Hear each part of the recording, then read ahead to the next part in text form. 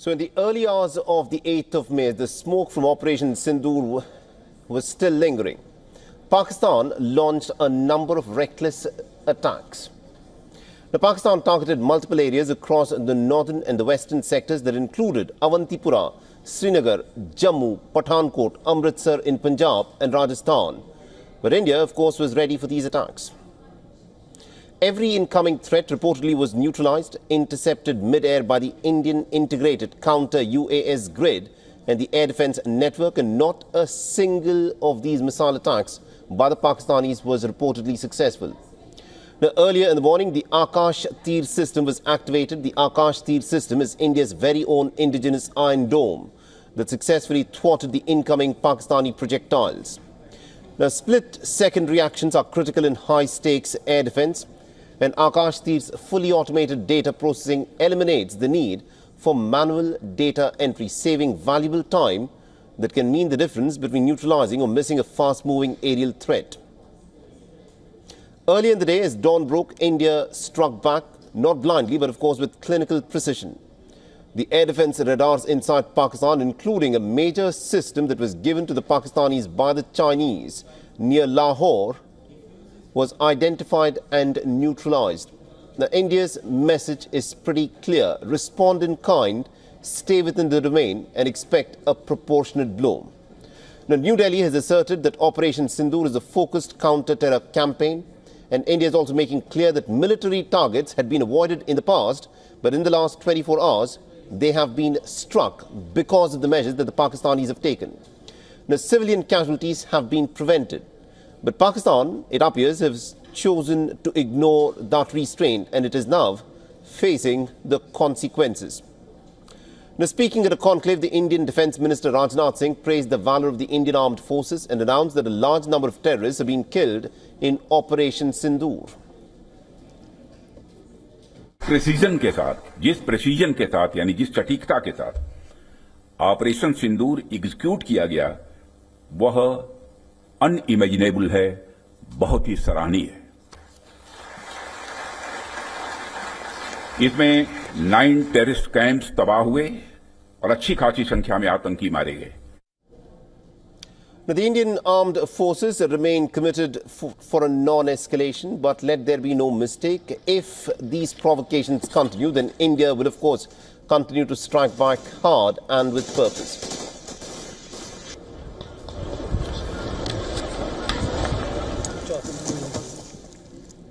All right, now getting us more details on the broadcast is our special correspondent Idris Lone is, of course, joining us live from Srinagar. Idris, give us a sense of what the scene is like at this moment in the Kashmir Valley.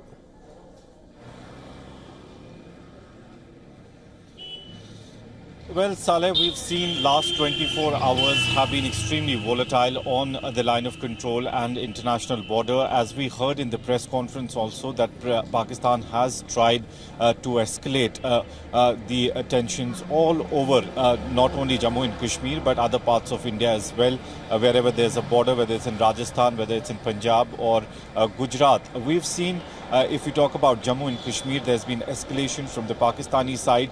They've not been only attacking the military installations, but they have started attacking the civilian population. We saw so much of damage taking place in the Poonch sector, where around 16 people were killed, while as around 60 people in total were injured in the cross-border shelling, especially from the Pakistan army side. Let me tell you that it was retaliated all through the night and during the day also from the Indian army side. And as we've just got to know from the Indian army as well, that the missiles that were thrown from the Pakistan side, the whole, basically it was thwarted, the whole attack was thwarted at every nook and corner wherever those missiles and attacks were thrown at least 15 locations. But if we talk about Jammu and Kashmir, Saleh, we've seen the civilian population had to bear the brunt. Right. 16 people dead in Poonch sector, while as over 50 injured. In Kupara sector, there are dozens of houses which have been completely dismantled by the shelling that was carried on by the Pakistan army all through last night and during the day as well. Ceasefire violation again at least at 4 places, 3 in northern part of Kashmir in Kupwara, Baramulla and Uri, while as there was ceasefire violation in Jammu as well in the Akhnur sector. So the escalation from the Pakistani side has now obviously been retaliated by the Indian Armed Forces, but it still continues, borders still continue to remain volatile and situation tense. Indeed, Idris, do continue to stay on with us. And also on this broadcast, we have retired Captain Alok Bansal, who's the director of the India Foundation. I'm told that we don't have the guest at the moment, but we'll try get him back on with us. But my colleague Idris Loan, of course, continues to remain with us.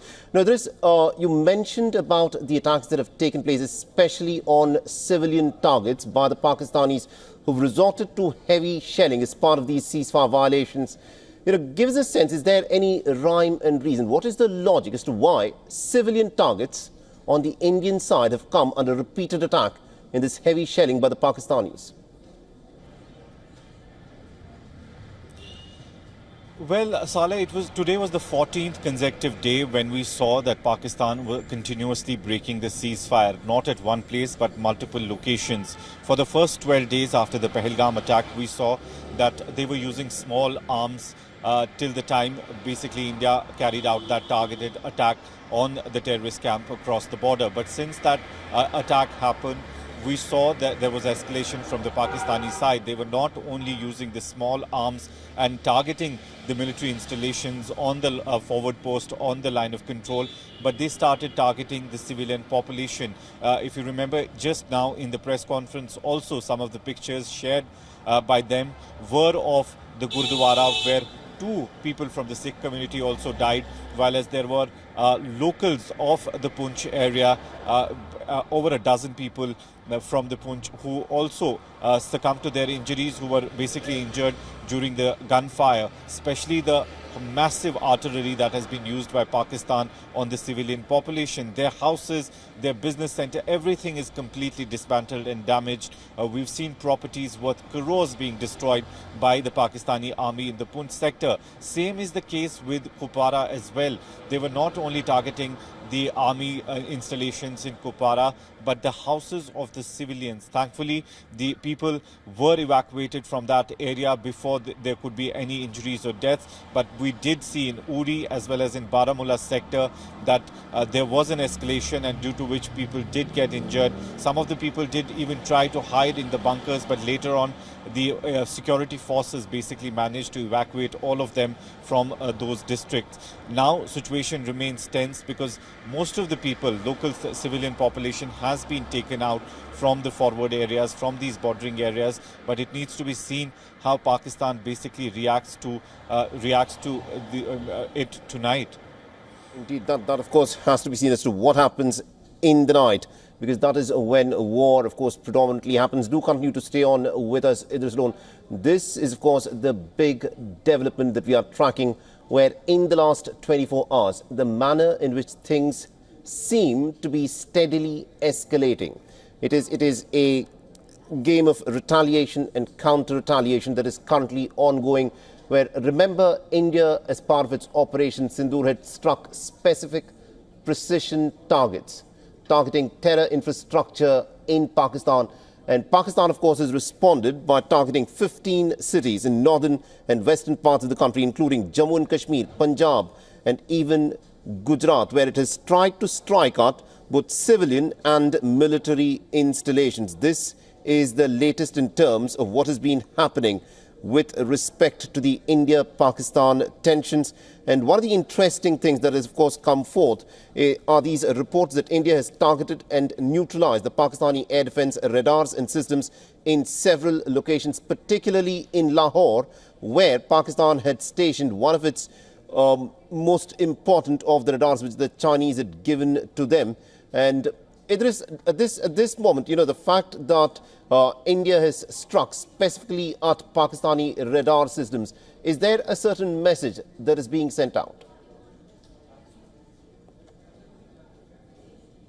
Can you repeat the question, please? Yeah, the question that I was asking you, Idris, that there are reports that India has been specifically targeting at Pakistani radar systems that have been stationed, especially in the case of Lahore, where we're given to understand that India has destroyed the most important of the Chinese given radars to Pakistan?